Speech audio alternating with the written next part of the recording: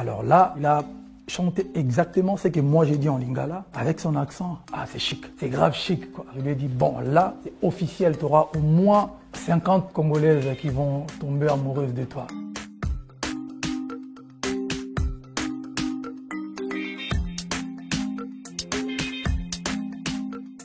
En fait, Dadju, c'est vraiment spécial parce que Dadju, c'est un artiste que je suis tombé fan avant qu'il pète comme ça. Là.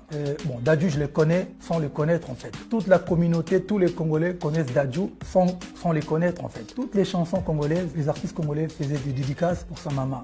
Dalida, maman na Dadju. Dalida, la maman de Dadju. Dadju, dès le bébé, il était déjà star parce que son papa, c'est un très très grand artiste congolais que tout le monde connaît d'ailleurs, Dieu Nadjanana, que j'appelle affectueusement mon vieux. Donc Dadju, c'est vraiment espèce. Et moi, j'ai fait des dédicaces à Dadju quand il n'était pas encore artiste. Ça veut dire que Dalida, par le biais de sa maman, Dalida, maman na Dadju. Donc sa mère est déjà star dans la communauté, son papa superstar. On fait des dédicaces aux gens qui vous soutiennent, aux belles femmes de la communauté, aux gens issus de la communauté. La maman de Dalida, c'était la femme de Djuna Nana, un très grand artiste congolais. Et puis elle était belle. Pour l'identifier, on disait Dalida, maman na Dadju. Donc tous les artistes congolais faisaient déjà des dédicaces à Dadju. Et un jour, j'étais en train de préparer Tokos 1. J'arrive au studio, il y avait Dadju. Et dès qu'il a ouvert sa bouche pour chanter, wow, quoi ça? Il est trop talentueux. Tu sentais de l'émotion dans sa voix. J'ai dit, c'est petit, il va péter. C'est une collaboration très très particulière parce qu'en fait je sais, ça va beaucoup surprendre et les gens vont beaucoup apprécier la collaboration. Et il s'est prêté au jeu, je respecte beaucoup, ça fait très longtemps qu'il est là, vous savez, c'est bien de faire des albums, des sons, des machins, mais la longévité c'est quelque chose d'un peu plus difficile à gérer. Bon, on avait un son avec Cersei et Dany Senté, on s'était dit bon voilà cette chanson, le son est très ouvert, il nous faudra quelqu'un qui pourra vraiment bien correspondre avec le son, donc je me suis dit il fallait maintenant trouver l'artiste. Ils ont proposé Matt Pokora. Il a tout de suite répondu présent. Ce que j'ai apprécié, il s'est donné une volonté, c'est-à-dire il a voulu quand même chanter un peu en lingala. Moi, j'avais déjà posé en lingala. Il m'a dit non, j'aimerais bien refaire la même chose en lingala. Alors là, il a chanté exactement ce que moi j'ai dit en lingala avec son accent. Ah, c'est chic, c'est grave chic, quoi. C'est chic. Il n'y a pas que moi, tout le monde a kiffé. Même lui-même. Je lui ai dit, bon, là, c'est officiel, tu auras au moins 50 Congolaises qui vont tomber amoureuses de toi. Bon, je sais que tu es fidèle et marié, mais elles seront quand même là à écouter tes belles paroles.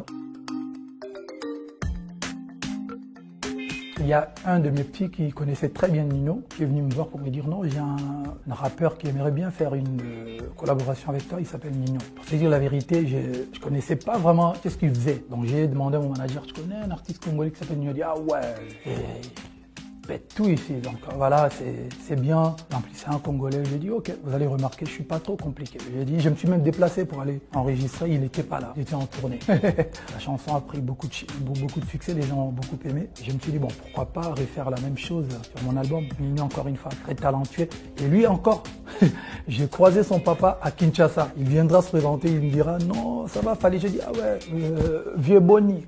Là, je parle en lingala. Ah, ça va, non, je suis le papa de Nino. Ah ouais. En fait, je comprendrai après que son papa, c'est un artiste en fait à l'ancienne. Il chantait avec Franco. Je pense que Nino, lui, il a l'oreille tendue du côté de la musique congolaise. Parce que voilà, quand tu écoutes ses refrains, ses couplets, le mélange de la musique congolaise et la musique urbaine. Son papa, c'était un chanteur. Il chantait de la rumba, donc il y a des quoi qui héritent un peu des belles mélodies.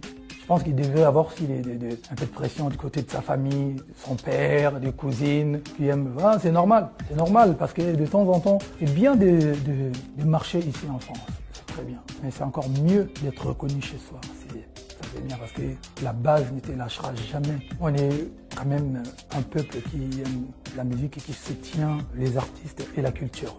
Voilà.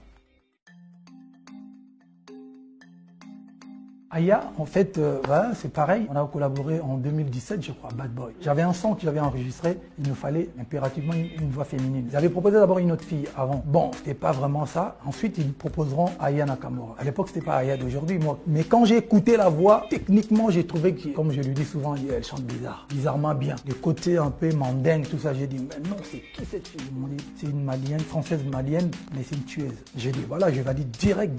Et puis voilà, j'avais raison. Les sons, quand les sons est sorti, parti au gros succès. Les gens vont peut-être se focaliser sur le côté Queen Aya, le côté paillettes. Mais il faut écouter d'abord comment, moi, ça me touche plus quand je regarde un artiste chanter en live. C'est là où tu comprends. Aya, tu lui donnes le micro, mais elle te donne des frissons. C'est-à-dire que c'est une très très bonne chanteuse. Tu peux juste prendre la guitare, tu grattes, et elle chantera, elle te donnera les frissons. Elle le mérite en tout cas, son succès, elle le mérite. Et je pense qu'elle fait quelque chose d'original, je pense. Sur Spotify, c'est ton feat le plus écouté. Ah ouais, je ne savais même pas. Bah, c'est ton feat le plus écouté.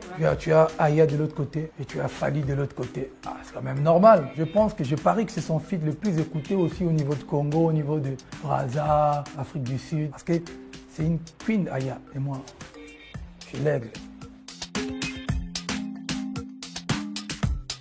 En fait, j'ai connu Damso, il était venu, je crois, pour le Bercy des Booba. Et juste après le concert, on s'est vu vite fait. On s'est recroisé une fois en Belgique. J'ai recroisé son papa à Kinshasa. Et puis un jour, il me proposera de faire un titre ensemble. Je suis arrivé, j'ai demandé la guitare. On n'avait même pas de direction à suivre.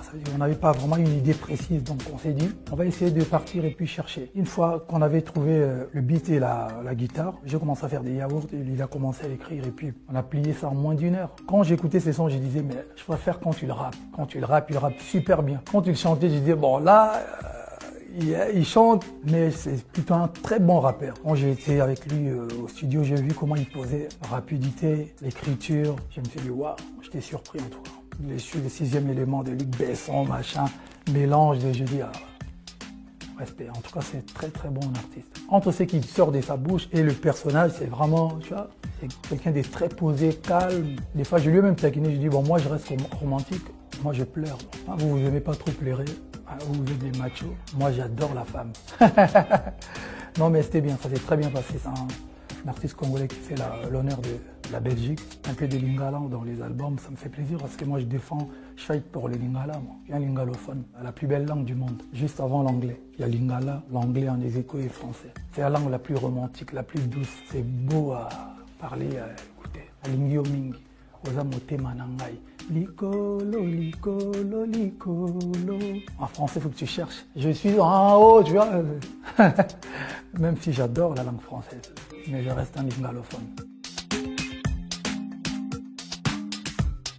Ouais, on a mélangé les deux mondes, le monde de chez nous en Afrique, Kinshasa, et puis Paris.